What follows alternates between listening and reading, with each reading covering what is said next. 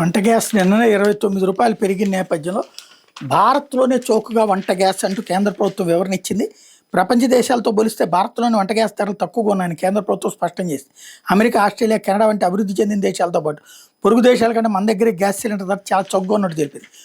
మేరకు కేంద్ర పెట్రోలియం సహజ వనరుల మంత్రిత్వ శాఖ ఆదివారం ఒక ప్రకటన విడుదల చేసింది. పశ్చిమాసియా సంక్షోభం కారణంగా అంతర్జాతీయ మార్కెట్లో గ్యాస్ ధరలు ఫిబ్రవరి నుండి జూన్ నాటికి సుమారు 46% పెరిగాయి.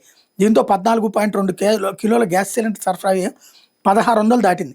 అయినప్పటికీ అంతర్జాతీయ ధరల భారాన్ని సామాన్య వినియోగదారుల మీద మోపకుండా తామే భరిస్తున్నట్టు కేంద్రం పేర్కొంది.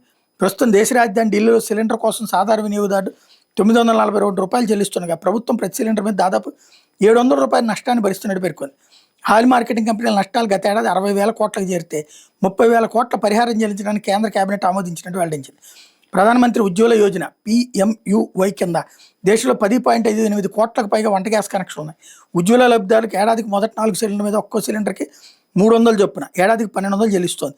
దీనివల్ల ఉజ్వల వినియోగదారులకు సిలిండర్ కేవలం రూ. 642 లభిస్తోంది. ఇది అంతర్జాతీయ మార్కెట్ ధర కంటే దాదాపు 60% తక్కువని కేంద్రం పేర్కొంది. దేశీయంగా గ్యాస్ ఉత్పత్తిని 32 TMTల నుండి 52 TMTలకు 60% పైగా పెంచింది.